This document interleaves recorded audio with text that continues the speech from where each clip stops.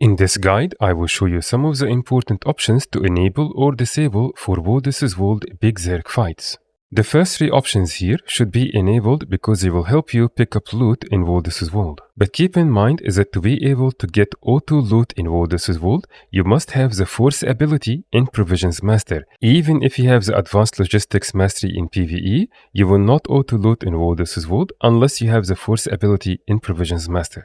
Next, for anyone that have a problem with the visual clutter in World vs. World, I would recommend disabling all of those options that starts with show. This will make it much easier for you to stay on tag and be able to see it all the time, and it will significantly reduce the visual clutter. Just be aware that specifically for this option, show all usable object names. If you disable it, it will be a little harder for you to see ACs, mortars, catapults, all that kind of stuff. So I would recommend leaving it on. If you are playing heal or support builds, then those four options will be important for you. You can choose to make your party and squad health bars more obvious than the rest, and you can also choose to make them always visible. But again, to reduce the visual clutter, especially if you are not playing a heal or support build, I would highly recommend that you disable those options. Show skill recharge is important to have enabled because this will let you know exactly when your skill will be ready to be used again. And it can be very helpful in World vs. World. Down here, for the camera options,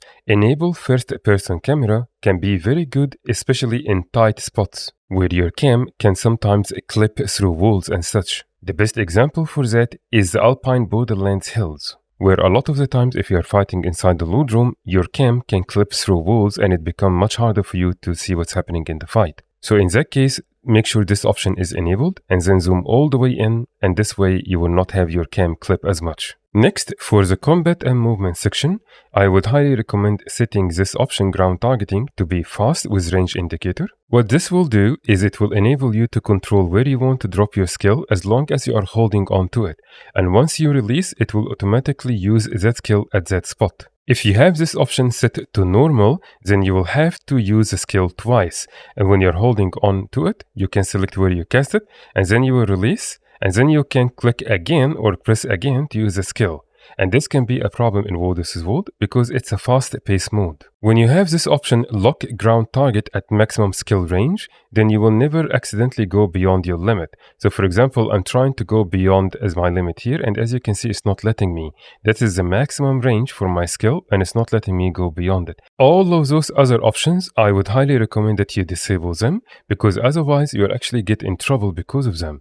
For example, auto-target can be a big problem in dodges and skills that leap, because very frequently they will throw you in the middle of the enemies. Melee attack assist will literally get you stuck in the enemies and you will not be able to pass through them, because this is what this option will do. It basically prevents you from going through your enemy target. Snap ground target can be useful for PvE where the movement is not very often, but in World vs. World, if you have this option enabled, especially if you are playing a class that have a lot of AoE targetable skills like Necro for example, by the time you actually cast your skill, your enemy would have moved from that spot.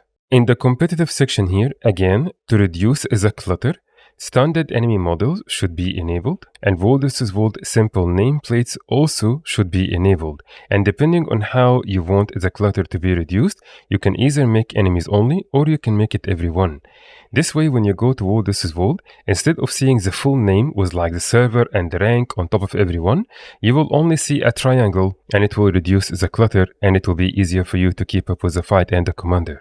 Now for the graphics options, and this will be very important, especially if you don't have a very high-end GPU and CPU. The character model limit and quality are the two most important options. You should set limit to lowest and quality to low or even lowest. Low will still enable you to see people in their armor and stuff, but if you set it to lowest, they will all become standard enemy models and you will not see any colors or armor or anything. This can make things a little bit more ugly, and depending on how severe your problem with the CPU or GPU is, you may want to see this on lowest. If not, you can just have it on low. Effect LOD is an option you must have enabled, otherwise your GPU will suffer greatly. The only other options here that matter will be shadows and reflections. Especially in World vs. World, I would recommend disabling those as you will not really notice anything at all. So I would set reflections to none and shadows to none. And then once you are done with World vs. World and you are in PvE, you can set them back to whatever setting you want them again. I hope you found this useful, and I will see you in the next guide.